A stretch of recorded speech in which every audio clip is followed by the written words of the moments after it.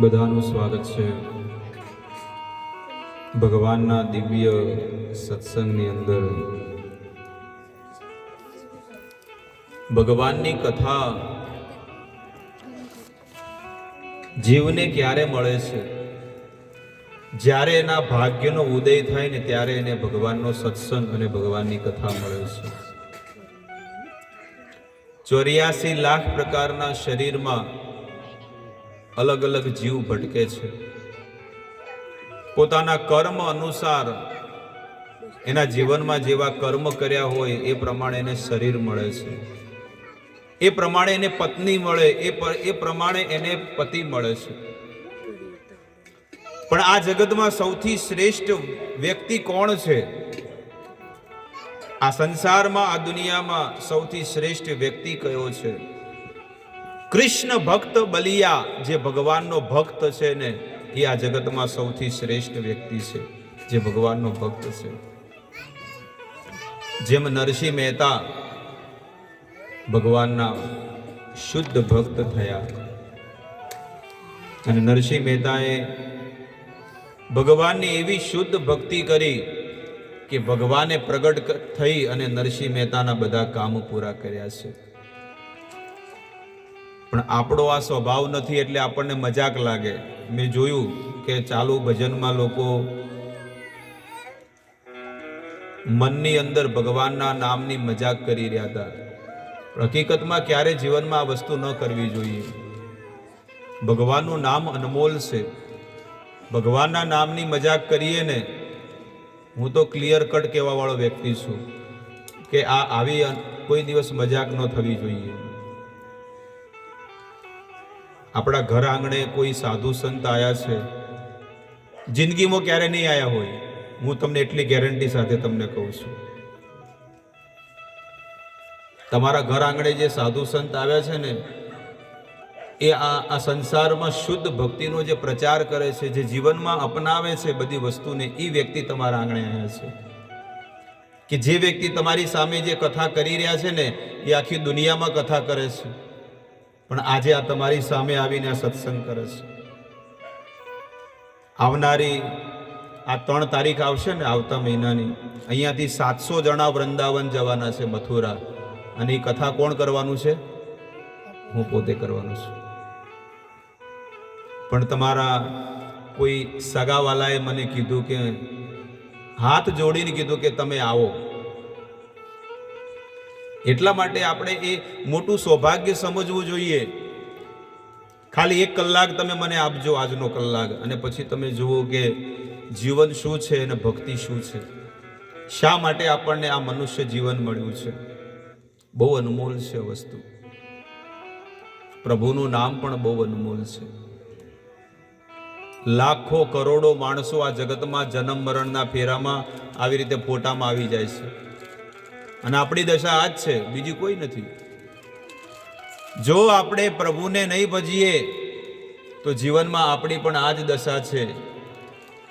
લૂંટફાટ કરવા, ચોરી કરવી, નશા કરવા, પાપ કરવું, ખોટા કામ કરવા, તો એ જીવની ક્યારે સદગતિ થવાની છે?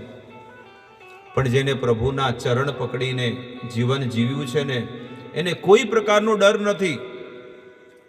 સ્વયં ગીતામાં ભગવાન કહે છે, સાંભળજો, અપી ચેતસુ દુરાચારો ભજન્તે મામ અનન્ય ભાગ। હે ભગવાન અર્જુનને કહે છે કે ભલે ગમે જેટલો કોઈ નીચમાં નીચ વ્યક્તિ કેમ ન હોય, પણ જો મારું ભજન કરે છે, મારો સત્સંગ કરે, તો એને મહાત્મા માનવો જોઈએ, એ સાધુ માનવો જોઈએ એને, કે આ મારું ભજન કરે છે, મારી ભક્તિ કરે છે। ભીલ જાતમાં હતી શબરી। કઈ જાતમાં જન્મ લીધો હતો? ભીલ જાતિની હતી, એકદમ નીચી કાસ્ટ, કે જેમાં દારૂ પીતા, માંસ ખાતા, નશા કરતા, ખોટા કામ કરતા, એવા સમાજમાં પણ એ શબરીજી મોટા થયા। પણ આજે આખી દુનિયામાં આખો સંસાર એને ભજે છે, શબરીજીને। કયા કુળમાં તમે જન્મ લો છો, કયા સમાજમાં તમે જન્મ લો છો, એ ભગવાન નથી જોતા, પણ તમારો ભાવ કેવો છે ભગવાન પ્રત્યે, એ ભગવાન જોવે છે। તમે ભાવે ભજી લો ભગવાન, જીવન થોડું રહ્યું। આ જીવન બહુ થોડું છે। અને આ થોડા જીવનમાં જો આપણે ચૂકી ગયા ને તો ખાસો જમના માર, તો શું થશે? જમડાના માર ખાવા પડશે. એટલે આ અનમોલ જીવનને પ્રભુ ભક્તિમાં લગાડી દેવો જોઈએ. આપણો આ વિષય નથી ભક્તિ કરવી, સત્સંગ કરવો, કારણ કે મનુષ્યને નાનપણથી જે સંસ્કાર મળ્યા હોય એ વ્યક્તિ એ જ વસ્તુ કરે, બીજી કોઈ વસ્તુ ન કરે. એક વખત મગજમાં માણસને ફિટ થઈ જાય કે આ મનુષ્ય દેહ ભગવાને મને કેટલો સુંદર આપ્યો છે, તો મારે ભક્તિ કરવી, અને જો હું ભક્તિ નહીં કરું, ભજન નહીં કરું, તો મારે આ ઝાડનો અવતાર લેવો પડશે, મારે પશુનો અવતાર મારે લેવો પડશે, અને મારે એમાં ભટકવું પડશે 84 લાખ પ્રકારના શરીરમાં. કંકુબાઈ ભજનમાં ગાય છે ને, કંકુબેનના ભજનમાં જોયા છે ને, સાંભળ્યા છે ને, એ વાત મને ઓળખ્યા એ વિના રે આ લખ 84 નહીં તો ટળે રે જી. આત્માને ઓળખ્યા વિના, જો એને બી સત્સંગ નથી મળતો, જો શું કરે છે, એ આવી રીતે સત્સંગમાં એને બેહવાનો મોકો જ નથી મળ્યો, કારણ કે એને એના પુણ્યમાં જ નથી, એના ભાગ્યમાં જ નથી.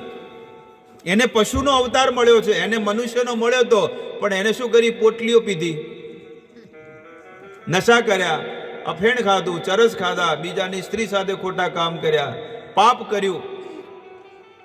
એટલે ભગવાને કયો અવતાર આપ્યો? કૂતરાનો અવતાર આપ્યો. પણ સાવચેતીથી એને સત્સંગમાં બેહી ગયો હોત ને તો એ ભગવાન એનું કલ્યાણ કરી દેત. આવી રીતે 84 લાખ પ્રકારના શરીરો આપણી માટે તૈયાર પડેલા છે. જો આ કાયાથી સત્કર્મ નહીં થાય, ભજન નહીં થાય, ભક્તિ નહીં થાય, તો આપણા માટે શરીરો પેન્ડિંગમાં તૈયાર પડેલા છે. તમારું મારું નહીં ચાલે. ચિયાને જોયું છે, વળી મર્યા ચડી શું થવાનું છે, એ તો આવી રીતે ફોટામાં આવશું ત્યારે ખબર પડશે, અત્યારે નહીં. જમડા ઝાલીને પકડીને લઈ જશે કે ભાઈ તને મોકો તો મળ્યો તો, મનુષ્ય જીવનનો લાભ મળ્યો તો, પણ તે મનુષ્ય જીવનની અંદર બહુ પાપ કર્યા, બહુ ચોરી કરી, ખોટા કામ કર્યા, એટલા માટે તને પકડીને તને લઈ જશું નરકમાં. અને એ દિવસે બહુ પછતાવો થશે કે મારા ઘર આંગણે સાધુ આયા, સંતો આયા, ભક્તો આયા, સત્સંગ કર્યો, ભજન કર્યો, પણ મેં જીવનમાં ઉતાર્યું નહીં. આવો લાભ મળી રહ્યો છે અનમોલ, એનો લાભ લેવો જોઈએ. કે છે મનુષ્ય જીવન પ્રાપ્ત કરીને જો ભક્તિ ન કરે તો એને જીવનમાં બહુ પછતાવો થશે, બહુ પછતાવો થશે, અને એ પછતાઈને મરી જશે, બહુ દુઃખી થશે કે મને આવો દુર્લભ અવતાર મળ્યો, સાધુ સંતોના સંગમાં મળ્યો, ભક્તોના સંગમાં, પણ મેં જીવનમાં ભક્તિ ન કરી, ભજન ન કર્યું. અંત વેળાએ તને પછતાવો થાશે, જીવનની નાવ તારી ડૂબશે રે. અંત વેળાએ તને પછતાવો થશે, જીવનની નાવ તારી ડૂબશે. કે ભાઈ મેં મારી જિંદગી એમનેમ બગાડી નાખી, એમનેમ મેં વેડફી નાખ્યા આટલા વર્ષો, પણ મેં ક્યારે પ્રભુને ન ભજ્યા. એટલે અહીંયા આગળ કે છે એ આવો જીવનમાં લાવો ફરી કદી ના મળે. આવો લાવો તમને ક્યારે મળશે? એમના પુણ્ય હતા એટલે તમને સત્સંગ મળી રહ્યો છે, એટલું સમજી લેજો. ન કે આપણા ગામમાં આપણા વાહમો કેટલાય મરી ગયા, પણ ક્યારે થયો આવું? એ પુણ્યના પ્રતાપે એ તો તરી ગયા, પણ તમને સત્સંગ આપીને ગયા. એને એ વ્યક્તિએ જીવનમાં પુણ્ય કર્યું છે, સત્કર્મ કર્યું છે, એટલે એને એના ઘર આંગણે આજે સત્સંગ થઈ રહ્યો છે. એટલે સંતો કહે છે ને કે એક ઘડી આધી ઘડી, એક અડધી ઘડીનો પણ સત્સંગ થઈ જાય ને તો એ જીવાત્માનું કલ્યાણ થઈ જાય. પણ આજે આપણા ઘર આંગણે ભગવાનના ભક્તો આવ્યા છે. જેમ તમે જીવન જીવો છો એવી રીતે હું જીવન જીવતો હતો. પણ એમ જીવન જીવતા જીવતા કામ ધંધો કરતા કરતા એ બધું છોડી અને શું કરવા માંડ્યા? ભક્તિ, કથા, સત્સંગ, મંદિરો બનાવવા અને લોકોને પ્રસાદ ખવડાવવો. આ કામ ચાલુ થયું. જેમ તમારું જીવન હતું એમ આ લોકો જે બેઠા છે ને, બધા આયા છે ને ગાડીમાં, એ બધા લોકોનું જીવન પણ એવું જ હતું. પણ એ લોકોએ બહુ સાંભળ્યું, બહુ ભગવાનની કથા સાંભળી, સત્સંગ કર્યો, ભક્તોના સંગમાં રહ્યા, એટલે એમનું જીવન કેવું થઈ ગયું? ભક્તિમય બની ગયું. કે આવી અંધારી રાતના આટલા મોડા અહીંયા કોણ તમારા ગામમાં આવે? પણ પાલનપુરથી લોકો આવ્યા છે, પોતપોતાનું ઘરના બધા કામ છોડીને આવ્યા છે. આપણા વાહમાંથી નહીં આવ્યું હોય કોઈ. કેમ? કારણ કે એમને ભગવાનને પ્રત્યે પ્રેમ છે. આ સાબિત કરે છે કે તમે ભગવાનને કેટલો પ્રેમ કરો છો. જે ભગવાનની કથા સાંભળે ને એ ભગવાનને પ્રેમ કરે છે. એટલે કે છે કે આવો જીવનમાં લાવો ફરી કદી ના મળે, અને વારે વારે મનુષ્ય દેહ કદી ના મળે. આપણને તો એમ છે કે મર્યા ચડી ફીરથી મણોસનો અવતાર હાલશે, કદી નહીં હાલે. ભગવાન કે રોંગ નંબર, પહેલી ફેરો ના મળ્યો, હવે બીજી વાર ના મળે. કારણ કે આખી જિંદગી જીવનમાં પાપ કર્મ કર્યું હોય તો માણસ ભગવાન પછી જોવે કે ના જોવે? ભગવાન બધી વસ્તુ જોવે કે ભાઈ આને મનુષ્ય અવતાર મળ્યો પણ આને પૂરેપૂરો લાભ નથી લીધો, એટલે પછી એને જનાવરનો અવતાર મળશે. તમે જુઓ કૂતરા, બિલાડા, આ બધા પશુઓ રોજ લડા કરે. જો એ કે મારી જગ્યા હે, શું કે આ મારી જગ્યા હે. બહારના બીજા વાહનો કોઈ આવી જાય ને તો બોલો બધા ભેગા થઈને છોકરો ને બાપા ને બધા જે હોય ને એના પરિવાર વાળા એ બધા ભેગા થઈને કોરે મોરે મોઢું ખોલી, હવે ચોથી આવ્યો ભાઈ, ચોનો છે એટલે હું તમારા આઢો ભાઈ છું. ઓય કોઈનું નહીં ચાલે, આ મારો ઇલાકો છે. એ જો એ ચાલુ જ રહેશે. ઈ કે મારું છે. એ માણસ પણ એ જ વસ્તુ કરે છે.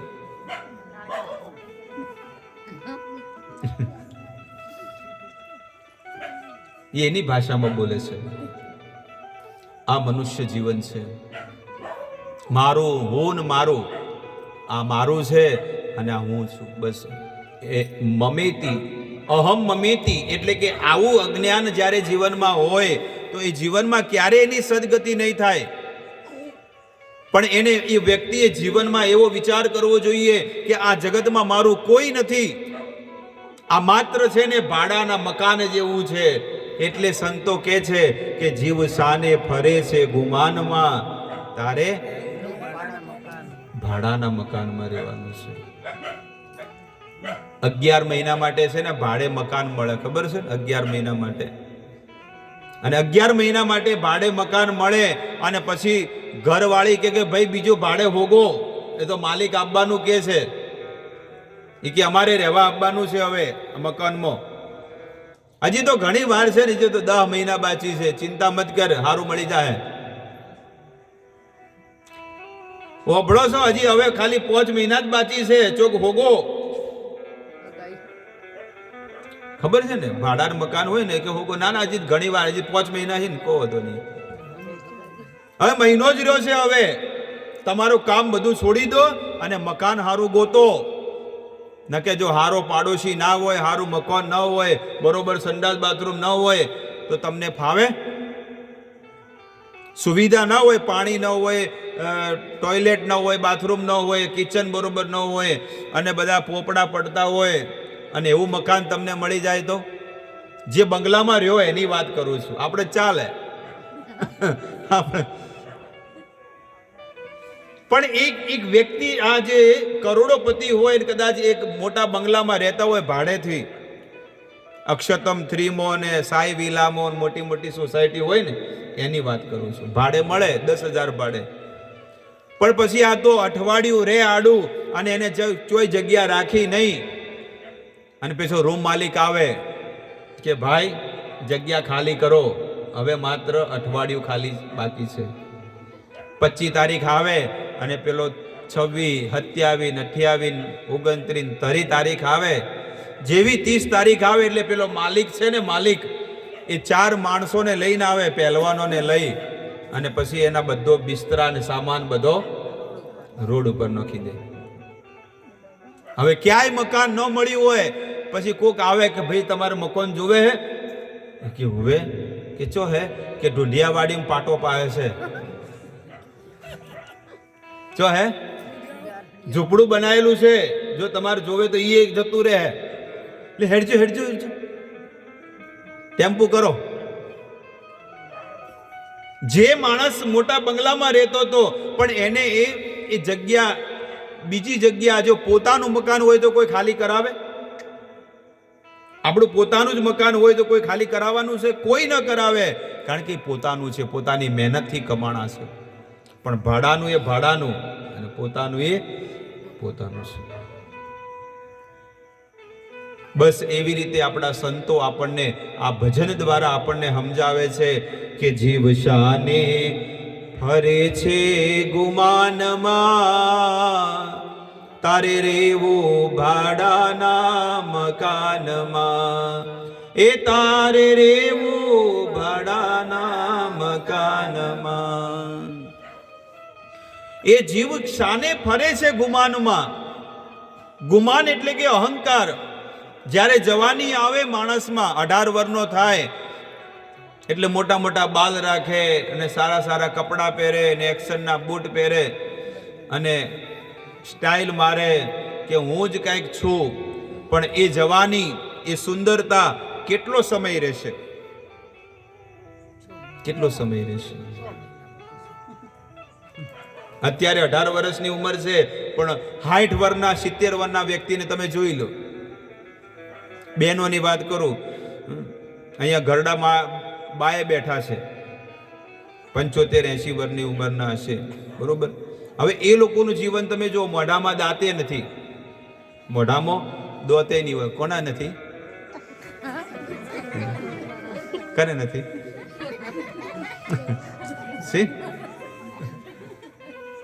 એટલે કે છે કે દ્રષ્ટિર નશ્યતે, આ દ્રષ્ટિ, આંખો જોવાનું બંધ કરી દેશે. બર્દતે ચ બધિરતામ, અને આ કાન સાંભળવાનું બંધ કરી દેશે. જે વ્યક્તિ 18 વર્ષનો હતો, એ નેહાળમાં સ્કૂલમાં દોડવામાં 1 નંબર આવતો હતો, પણ એ જ વ્યક્તિ જ્યારે 70 વર્ષનો થયો, એ લકડીના ટેકે ટેકે અડધો કલાકે નહીં જઈ શકતો બાથરૂમમાં. અને એની પાસે સર્ટિફિકેટ હતું કે આ દોડવામાં 1 નંબર હતો, 18 વર્ષનો, 15 વર્ષનો હતો. પણ ત્યારે શું હતું? શરીરમાં હિંમત હતી, સુંદરતા હતી, પણ એ સમયને ભગવાનની સેવામાં ન લગાડ્યો, એટલે માણસને ઘડપણ આવી ગયું અને જીવનમાં જવાના દિવસો આવી ગયા. જેમ પેલું ભાડાનું મકાન 11 મહિના માટે મળે, એમ ભગવાને આપણને આ ભાડાનું મકાન આપ્યું છે 50 વર્ષ માટે. કેટલા? 50 વર્ષ માટે. પણ આપણે તો મોટા મોટા પ્લાન કરતા હોય કે આમ કરી નાખું, ઓલું કરી નાખું. ખેતીવાડી કરતા હોય ને લોકોને તમે જુઓ કે ખેતરમાં ઉંદર આવે, ઉંદેડો. આ ખૂણેથી પેલા ખૂણે ખેતરમાં આખા બધા હોલ કરી નાખે કમ્પ્લીટ. જોયું છે ને? દર એટલો મોટો દર કરી નાખે, અને પછી અંદર બારી મેલાવે, LCD નંખાવે, ફ્રીજ મખાવે, આ બધું કમ્પ્લીટ અંદર બધું ગોઠવણી કરે કે હોય આ હોય અહીંયા આપણું ટેબલ રહેશે, આ ડાઇનિંગ ટેબલ, અહીંયા આ બેડરૂમ, આ બધું અંદર ઉંદેડો. એની ભાષામાં વાત કરું છું. એ ખેતરમાં મોટો દર બનાવે, અને દર બનાવે પછી ઉપરથી બધા બાજરીના ઢૂંઢા લાવે અને પેલા પડીકા લાવે, ચકાચકના, બધું જે પડ્યું હોય ને બહાર મટીરિયલ, એ બધું શું કરે? અંદર લઈ જાય બધું ધર્મ. એમાં સંસારનો ઉંદેડો શું કરે? કોચી ઉપર જાય, સિટી લાઇટમાં જાય, અને અલગ અલગ તો સંસારનો બધો કચરો લઈ અને ઘરમાં લાવે. આ શાસ્ત્ર કહે છે, વેદ કહે છે જેમ પેલો ઉંદરડો સંસારનો બધો કચરો હોય, જો મેણિયા હોય ને કોથળી હોય ને ગમે તે મળે એ બધું લઈ લઈને ક્યાં જાય? પેલો દરમાં જઈને મૂકી દે. હા, સારી આઈટમ છે, સારી વસ્તુ છે, અંદર જવા દે. અને એ જ્યારે ઉંદરડો શું વિચાર કરે કે બસ હવે આ શાંતિથી હવે રહીશ, પણ તમે જુઓ જેવો ઉંદરડો બહાર જાય એવો હાપ છે ને મોઢું ખોલીને બેઠો હોય. જોયું છે? જેવો ઉંદર બહાર જાય કે લાવ હવે કમાવા જવું, ફટફટી ચાલુ કરીને આ તો ઊંઝા જવું છે જીરું લેવા, જીરામાં સારો ફાયદો છે. એમ જેમ ઉંદરડો શું કરે, ધર્મથી બહાર નીકળે એમ પેલો હાપ મોઢું ખોલીને બેઠો જ હોય કે આવરા. અને જેવું મોઢું ખોલીને પેલો ઉંદરડો જાય અંદર એટલે મોઢામાં જાય ને ખાઈ જાય. અને સાપ છે ને એના જ ઘરમાં રહે. હાપ ક્યાં રહે? હાપને કોઈ ઘર બનાવે નહીં, પણ એને તૈયાર બનાવેલું ઘર મળી જાય. અંદર બધું હોય, બેડરૂમ હોય, કિચન હોય, હોલ હોય, LCD સ્ક્રીન હોય, ફ્રીજ હોય, બધી સુવિધા હોય. અને સાપ આરામથી એ દરમાં રહે. ખબર પડી ગઈ વાતમાં મારી આ બુદ્ધિથી? આ વેદ કે છે બસ એવી રીતે જીવન પણ આવું જ છે કે મનુષ્ય આખું જીવન સવારે 7 વાગે ઘરેથી બહાર નીકળી જાય અને રાત્રે 10 વાગે ઘરે આવે. અને જેમ પેલો ઉંદરડો બધે ફર કરે અને પછી કાગળિયાન મેણિયાન કેટલું બધો કચરો અંદર ઘરમાં ભરે દરમો. એમાં સંસારનો માણસની પણ આ જ દશા છે કે પેલો કમાઈ ગયો ને હું રહી ગયો. પેલો સિદ્ધપુર કમાવા ગયો તો હું ઊંઝા જાઉં, પેલો ઊંઝા ગયો તો હું અમદાવાદ જાઉં, પેલો અમદાવાદ ગયો તો હું સુરત જાઉં, અને પેલો સુરત ગયો તો હું મુંબઈ જાઉં, એટલે મુંબઈ પહોંચી ગયો તો હું અમેરિકા જાઉં વિઝા કઢાઈ. હા, આ દશા સંસારના જીવની. અને આમ કરતા કરતા મૃત્યુ કાલ ઉપસ્થિતે એ માણસ કમાવામાં ને કમાવામાં એનું જીવન જતું રહે. અને જેવો ઘરની બહાર નીકળે, જેમ ઉંદરડો એમ પેલો સાપ મોઢું ખોલીને બેઠો હોય ને અંદર ખાઈ જાય ગપ કરીને, એમ આ માણસ પણ પૈસા કમાવામાં એનું જીવન બરબાદ કરી નાખે. અને છેલ્લે કાળ આવે. કાળ એટલે કે સાપ. આ સાપ શું છે? એ કાળની સમાન છે અને આપણને ખાઈ જશે. આપણે સપને વિચાર ન કર્યું હોય કે મારું એ મૃત્યુ થવાનું છે. જેને જન્મ લીધો છે એ ગેરંટી સાથે એને મરવાનું છે, હોય 100%. અને મર્યા ચેડી ક્યાં જવાના છે? મર્યા પછી મનુષ્ય કઈ જગ્યાએ જાય? એના કર્મ એને ખેંચીને લઈ જશે. સારા કર્મ હશે એના જીવનમાં તો તમને અંદર હૃદયની અંદર તમને અભિમાન હશે કે ના, મેં જીવન સારું જીવ્યું છે. પણ જો આખું જીવન દુષ્કર્મ કર્યા છે, ખોટા કર્મ કર્યા છે, તો છેલ્લી ઘડીએ તમને છે ને રોતાય નહીં આવડે કે ના ના, મારા જીવનમાં મેં બહુ ખરાબ કર્મ કર્યા છે. ગેરંટી સાથે હું નરકમાં પડવાનો છું. કારણ કે સવારે હું વહેલો નથી ઉઠ્યો, ક્યારે હું મંદિરે નથી ગયો, ક્યારે હું સત્સંગમાં નથી ગયો, ક્યારે મેં માળા નથી કરી, ક્યારે મેં સંતોના પગે નથી પડ્યા. આને કહેવાય સત્કર્મ. ક્યારે મેં ગીતાનો પાઠ નથી કર્યો. આ જેટલા બેઠા છે આપણે બધા હિન્દુ ધર્મી, સનાતન ધર્મી છીએ, બરોબર? પાછળ બેઠા એની વાત કરું છું. ભગવદ્ ગીતામાં અધ્યાય કેટલા છે? પાછળ બેઠા હોય એની વાત કરું છું.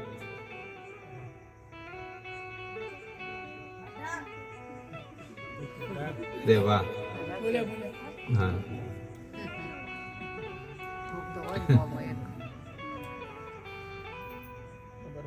આપણે ખોટું ન લગાડતા પણ આપણે ઢોકણી પોણી લઈને, સાચી વસ્તુ કહું છું તમને. એક મુસલમાનના છોકરાને છે ને, તમે 5 વર્ષના છોકરાને કહો ને કે કુરાનમાં શું છે, એ ધડાધડ બધી વસ્તુ કહી દેશે. અને આપણે આખું જિંદગી જતી રહી પણ આપણને ખબર નહીં ગીતામાં કેટલા અધ્યાય છે. આપણો હિન્દુ ધર્મનો મેન ગ્રંથ છે ભગવદ્ ગીતા. આપણું જીવન છે. હું તમને એટલા માટે આ બધી વસ્તુ એટલા માટે તમને કહું છું કે જુઓ આપણે કઈ જગ્યાએ જઈ રહ્યા છીએ, આપણું જીવન શું છે. ન કોઈને ધર્મમાં રુચિ, ન કોઈને સત્સંગમાં રુચિ, અને માણસને પાપ કરવામાં કેટલી રુચિ છે. અત્યારનો જે યુગ છે, અત્યારનો જે સમય છે, કેટલો ફાસ્ટ ચાલી રહ્યો છે, પણ કઈ જગ્યાએ નરકના દરવાજા ખોલી રહ્યો છે. માત્ર એ મરીને સીધો નરકમાં જશે, કારણ કે આ છેલ્લો યુગ છે. કયો યુગ કહેવાય? કળજુગ. કળજુગ કહેવાય. આપણી અંદર પાપ કેટલા ભરેલા છે, કે આપણે કેટલા પાપ કરેલા છે, એ આપણને ખબર છે અને ભગવાનને ખબર છે. મારી અંદર પાપ છે અને અહીંયા એલસીડી ટીવી લગાડે ને તો કોઈ મને પ્રેમ ન કરે, કોઈ મને સ્નેહ ન કરે. આ સત્ય વસ્તુ તમને કહી દઉં.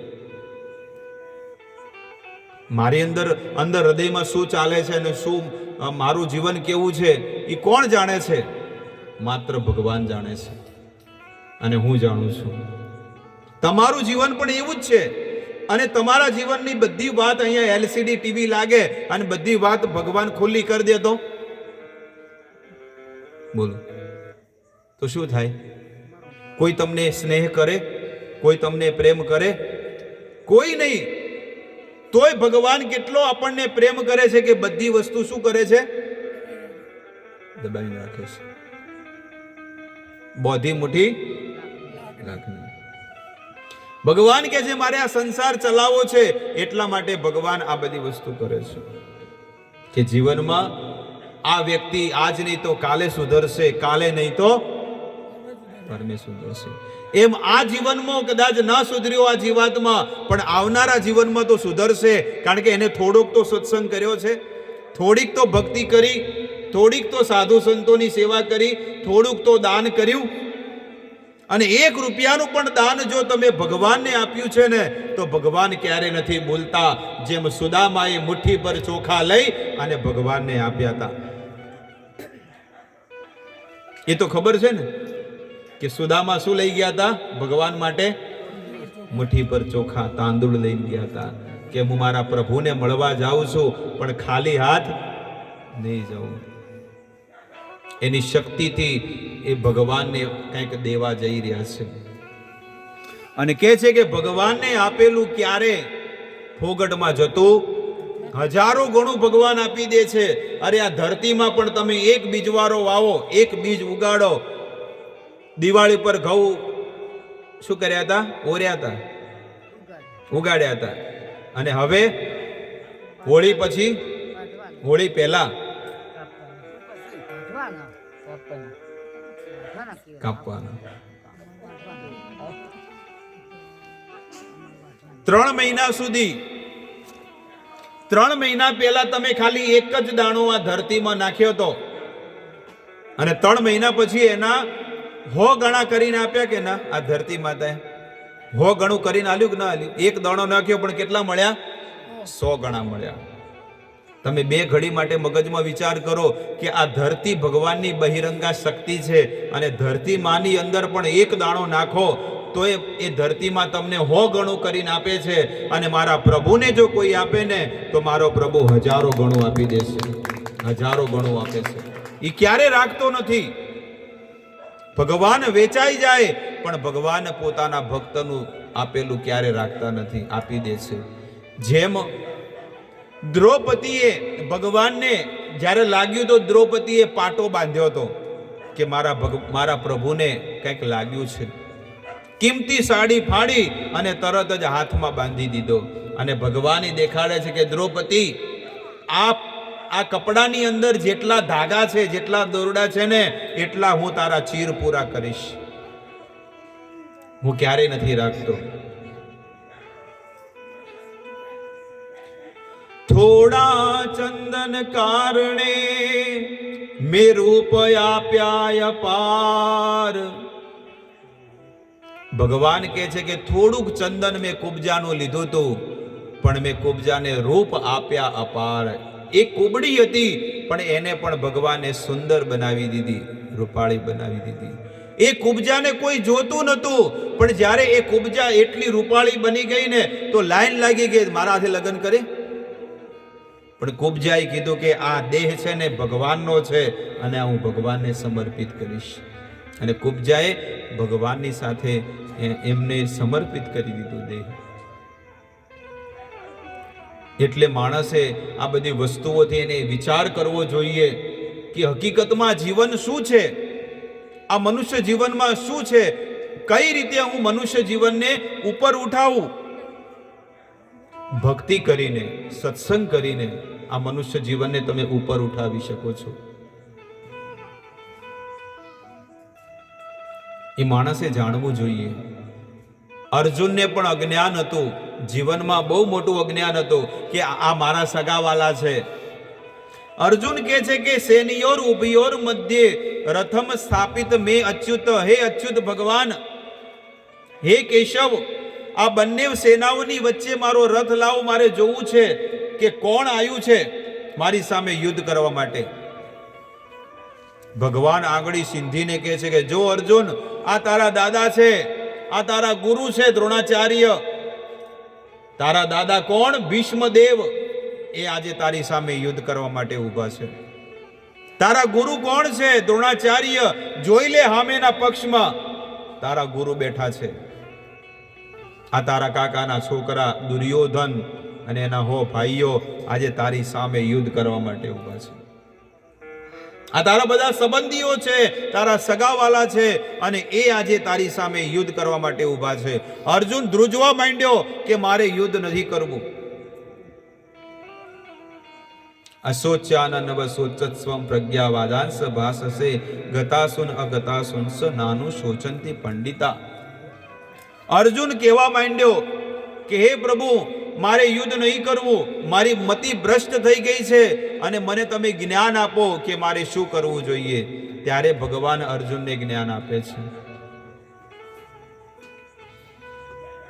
ભગવાન અર્જુનને જ્ઞાન આપીને અને ભગવાન કહે છે કે હે અર્જુન, અત્યાર સુધી તો તું પંડિત પૂર્ણ વાતો કરતો હતો, હવે શું થઈ ગયું?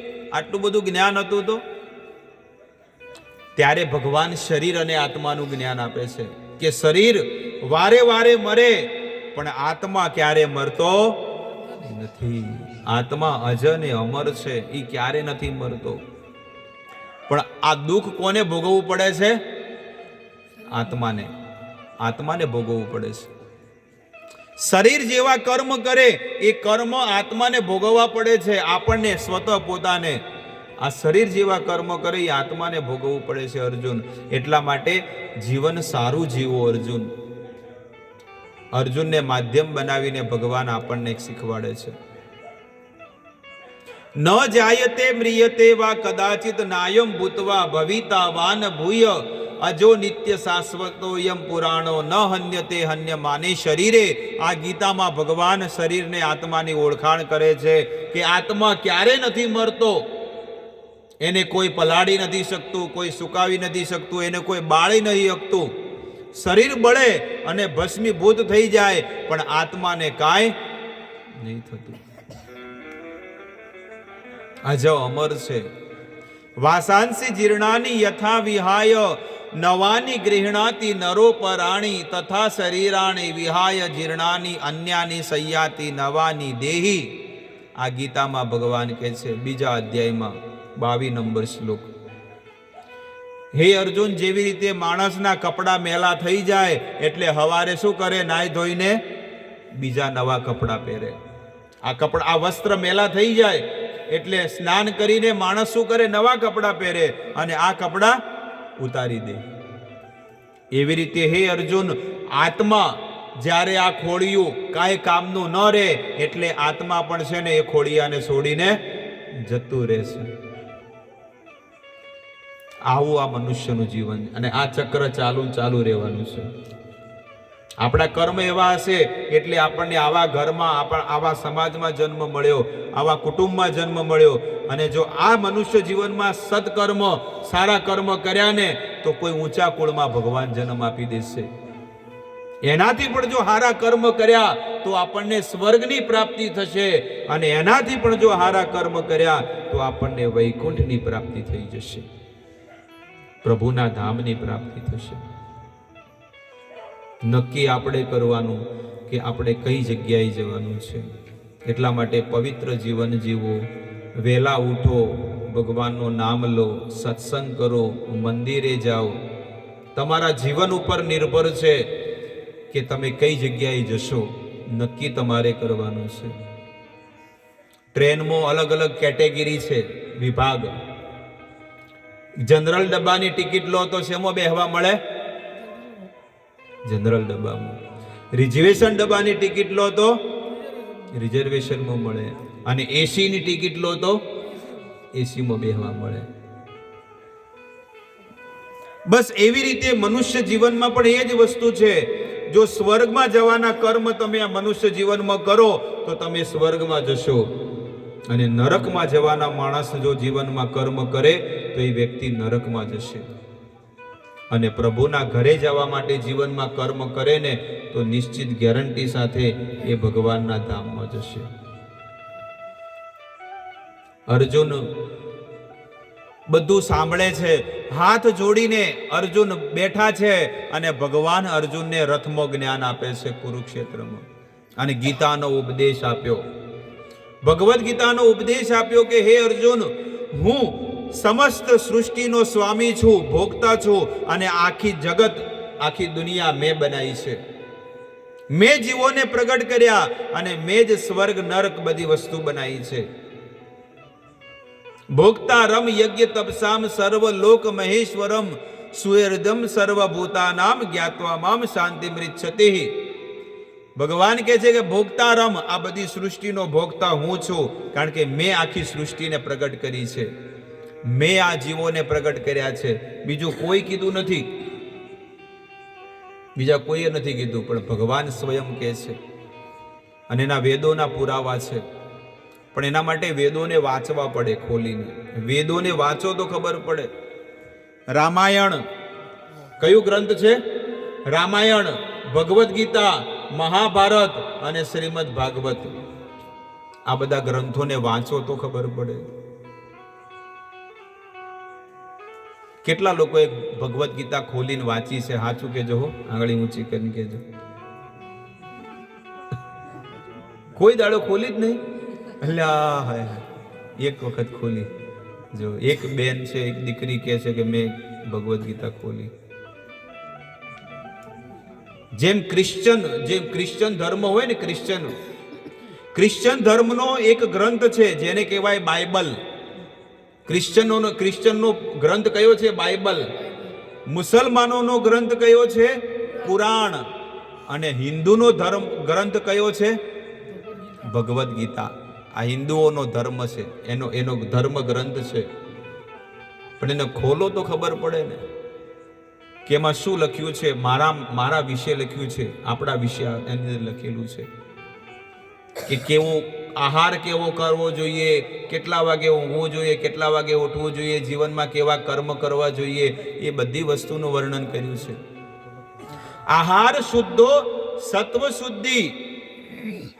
ભગવાન કહે છે જો તમારો આહાર શુદ્ધ હશે ને તો તમારા જીવનમાં આ મતિ છે ને શુદ્ધ હશે, પવિત્ર હશે. એટલા માટે આહાર શુદ્ધ લેવો જોઈએ. હંમેશા આહાર, પવિત્ર આહાર લેવો જોઈએ. અને કે છે કે તમોગુણી આહાર કરે, કોઈ તમોગુણી આહાર કરે ને તો નિશ્ચિત તમો યત સીતા સંગી સંગમ. કે છે કે તમોગુણ આહાર કરશે ને તો નિશ્ચિત ગેરંટી એની મતિ ભ્રષ્ટ થઈ જશે. એટલા માટે સત્વગુણી આહાર કરવો જોઈએ. એટલે આપણા વેદોમાં નિયમો બનાવેલા છે કે અઠવાડિયામાં એકવાર ઉપવાસ કરવો. નહીં, આપણે લોકો કરતા હોય અઠવાડિયે એકવાર ઉપવાસ કરે. કેમ? કારણ કે અઠવાડિયે એકવાર પણ તમે ઉપવાસ કરો ને તો તમારા શરીરની અંદર છે ને પવિત્રતા આવશે.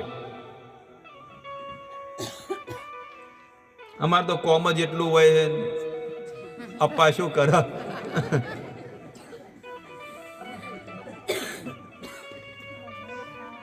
પણ હંમેશા ઉપવાસ કરવો જોઈએ માણસે. આ બધી વસ્તુઓ આ તમને જે કહેવામાં આવે છે ને એ કોઈ મારા ઘરની કોઈ વસ્તુ હું તમને નથી કહેતો. આ વેદોને વાંચેલા છે, જે 20 વર્ષથી જે ભજન કર્યું છે, ભક્તિ કરી, જે અધ્યયન કર્યું, જે શાસ્ત્ર વાંચ્યા છે, એ તમને હું કહું છું કે ભાઈ આવો લાવો જીવનમાં ક્યારેય નહીં મળે, આવો મોકો નહીં મળે જે તમને મળી રહ્યો છે ઘર આંગણે. તમારે કોઈ બહાર જવાનું નથી, પણ આજે કળિયુગની અંદર એટલી કૃપા ભગવાને કરી છે કે સાધુ સંતો તમારા આંગણે આવીને તમને સત્સંગ કરી રહ્યા છે. અને આ સત્સંગ પ્રાપ્ત કરવા માટે લોકો જંગલમાં જતા, પહેલા હતું કે નહીં? આવી ભક્તિને સત્સંગ પ્રાપ્ત કરવા લોકો ક્યાં જતા? પહેલા ઘર બહાર છોડીને જંગલમાં જતા. પણ કળિયુગમાં કેવું છે કે ઘર આંગણે આવે છે દેવા માટે, કે કરો તમે ભક્તિ, કરો તમે સત્સંગ અને પ્રભુના તમે બની જાઓ, ભગવાનના ભક્ત બનો. નરસિંહ મહેતા ઘરે ઘરે જઈને બધાને કહેતા કે તમે ગોવિંદના ગુણ ગાઓ, તમે કૃષ્ણનું નામ લો, ભગવાનનું નામ લો. નરસિંહ મહેતા કહેતા કે ના કહેતા? પણ જે ભાગ્યશાળી હોય એને જીવનમાં અપનાયું, અને જે દુર્ભાગ્યશાળી હોય તો કે આવા તો રોજ કહેતા હોય. શું કહેતા? એ ગળું ફાડતા કોઈ વધો નહીં, પણ આપણે કોઈ ઉતારવાનું થતું. આપણે તો વયથી અભળો ને વયથી મારું બહાર કાઢો. શોકી કહેતા કોઈ વધો નહીં. આ તો હું તમારા ઘરનો જ છું એટલે કોઈ ચિંતા ન કરો. અહીંયા બાજુના ગામનો જ છું, પટોસણ ગામનો. ગઢ મડાણા પાસે આવ્યું ને પટોહણ. તો તમને એટલા માટે આ બધી વસ્તુઓ કહું છું કે ભજન કરો, ભક્તિ કરો, અને ભક્તિ કરીને તમારા જીવનને તમે ધન્ય કરો. હવે થોડી વાર આપણને જે સમય મળ્યો છે એ સમયમાં થોડા ભજનો ગાશું. હા હા, થોડું ભજન કોઈ પછી સમજાવું. એક બે ભજન કહું, એ તો મેં બંધ કરીશું હોયથી. હા,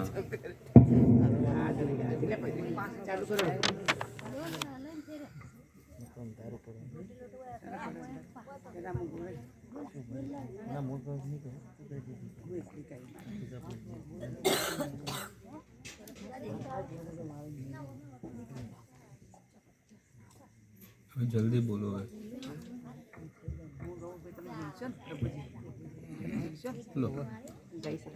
બોલો.